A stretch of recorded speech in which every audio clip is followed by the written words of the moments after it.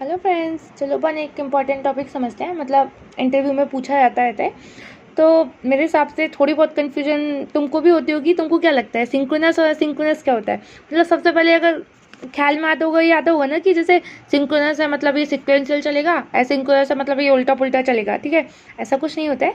अपन चलो एग्जाम्पल के साथ समझेंगे तो मे बी तुमको हमेशा याद रह जाए सिक्वेंशियल जैसे कि सिंक्रोनस। अब अपन सिंक्रोनस जैसे कि just assume take a example that is a bank.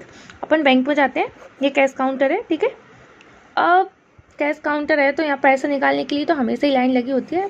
अब डिजिटलाइजेशन हो गया है, अब नहीं लगती, पहले तो लगती थी ना।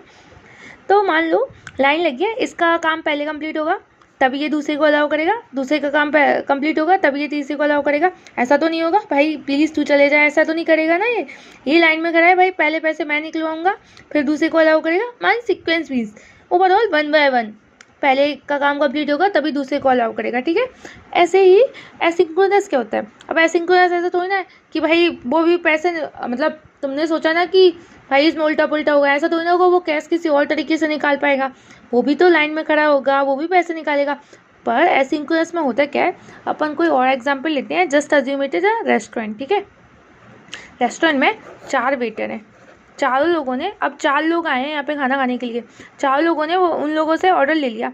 अब इसमें क्या होगा, एक के बाद तो एक नहीं ले रहा है ना, चारों का एक साथ ऑर्डर ले लिया, चारों का एक साथ ऑर्डर किचन में चला गया। अब प्रोसेस तो सबका खाना बनने की वही होगी, ऐसा थोड़ी ना होगा कि उसका सीक्वेंस कुछ और हो जाएगा, इसका सीक्वेंस कुछ और हो जाएगा।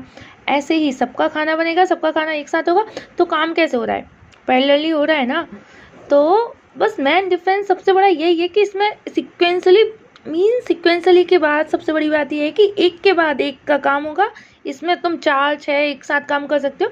थोड़ा टेक्निकल वे में देखा जाए तो सिंक्रोनस में एक चीज़ होती है जो कि ब्लॉक कर देता है वो चीज़ों को, चांसेस होते हैं ब्लॉक होने के। जैसे मान लो जस्ट टेक एग्जाम्पल, कोई प्रोसेस एंड थ्रेड का लेते हैं। जैसे प्रोसेस है बहुत बड़ी, उसके अंदर बहुत सारे थ्रेड चल रहे हैं, पर मान लो ऐसा हो जाए कि एक थ्रेड जब तक कंप्लीट नहीं होगा वो दूसरे थ्रेड को अलाउ नहीं करेगा। ऐसे तो प्रोसेस ब्लॉक हो जाएगी ना, ऐसे तो काम ही नहीं होगा।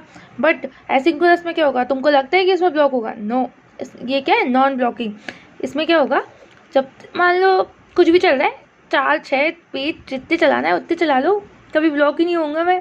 ऐसे ही यही होता है मेन डिफरेंस। अगर याद रहे तो प्लीज़ कमेंट करके बताना।